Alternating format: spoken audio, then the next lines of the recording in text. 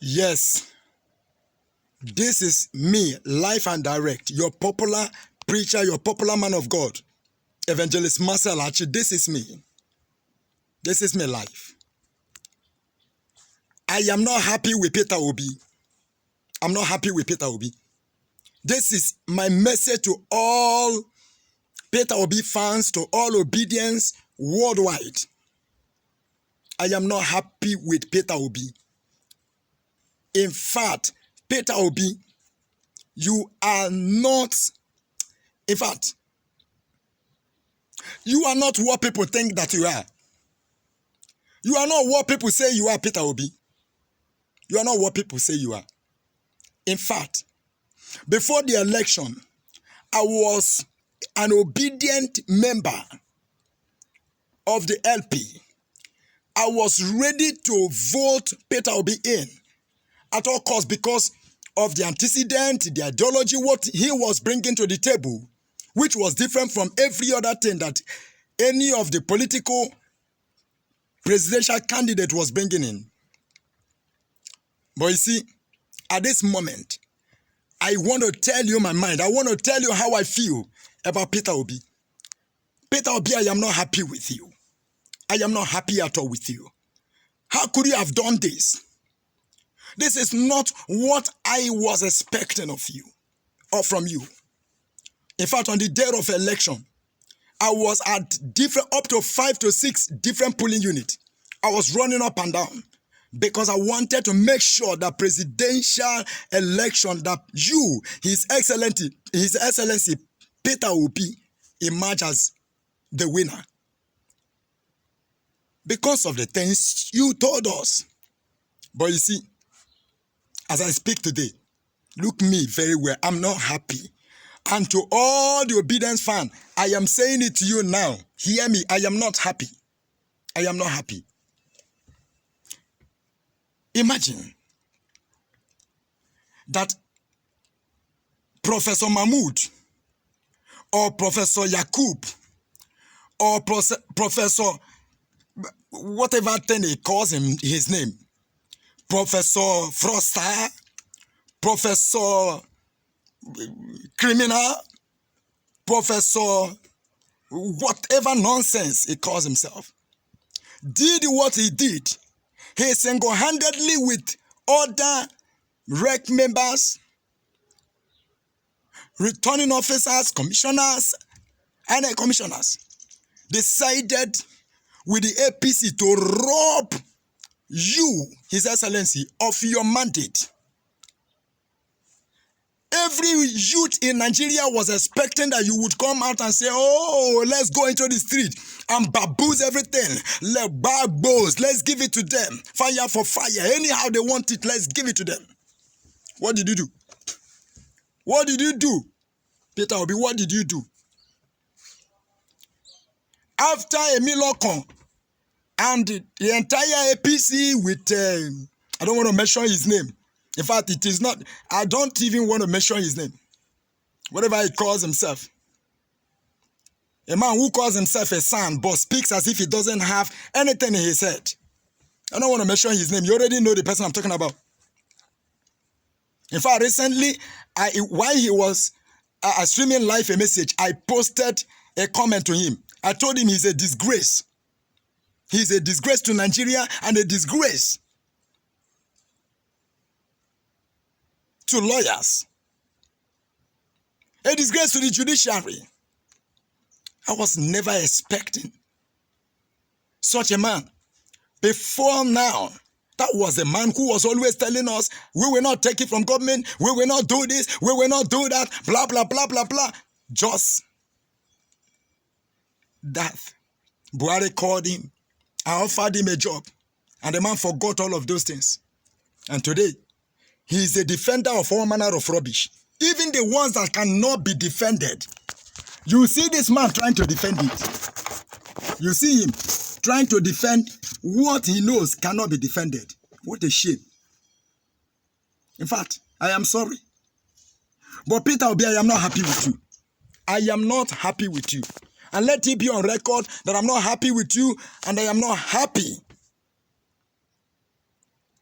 And I might end up suing you, Peter Obi. Me might end up suing you for this. How could you have done that?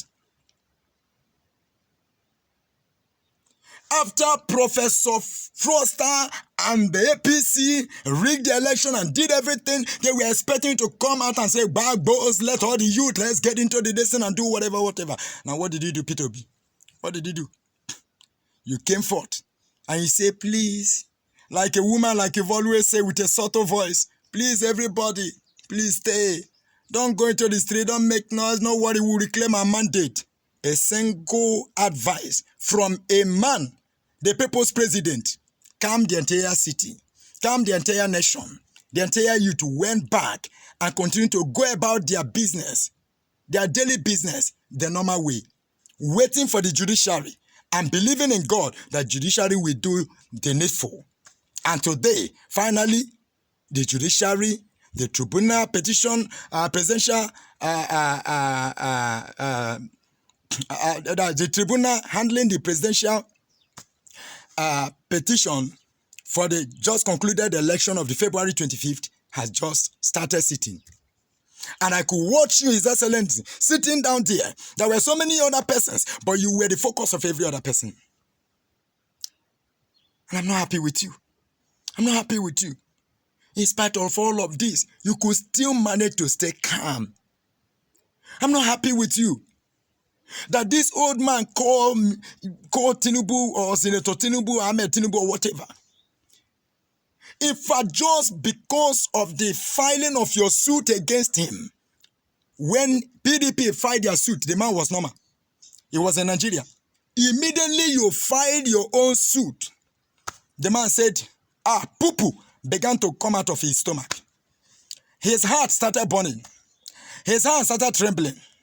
Everything about him suddenly changed. The chemistry composition of his system changed that immediately. And the man have to fly abroad to go and spend almost 1 month to be able to refix himself because it was too much. How could you have done that to an old man?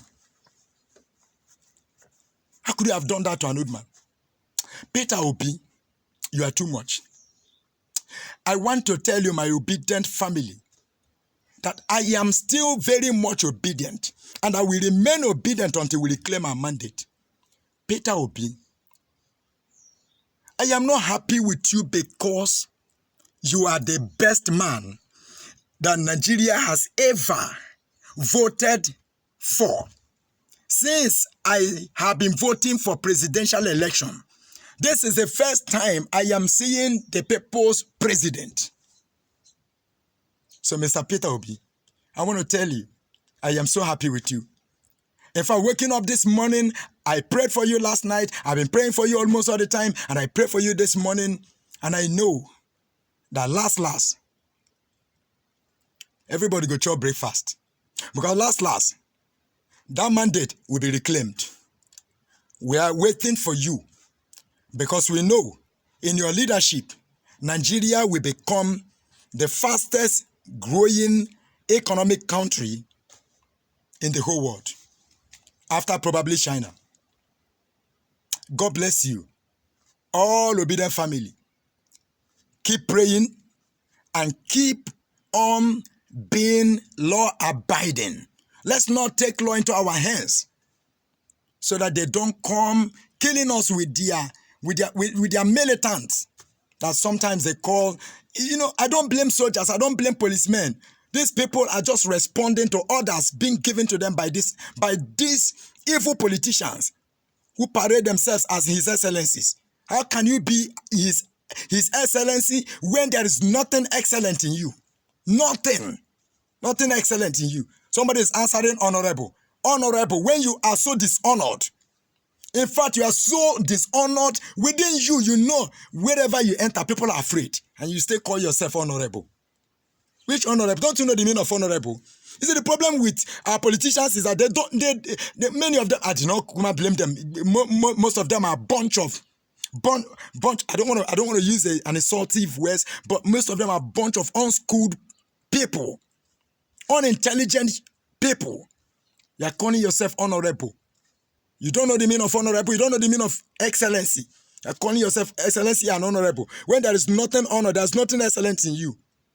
Even the Bible says in the book of Daniel that Daniel decided to distinguish himself. And as a result of that, that's why they called him Honorable and His Excellency. So Daniel he was elevated. He was elevated as His Excellency because he distinguished himself. Somebody that is messing up, when they enter anywhere, they intimidate people, mess up everywhere. And somebody is telling me to call you. You are not honorable anything. You are not His Excellency anything. Until you politicians in Nigeria start doing what you are elected to do, you are not honorable anything. And you are not His Excellency anything. We refuse to call you His Excellency. And we refuse to call any of you honorable until you start being honored. You start being honorable in your attitude and in your character. God bless you, Nigeria. God bless you, my fellow obedient. God bless you wherever you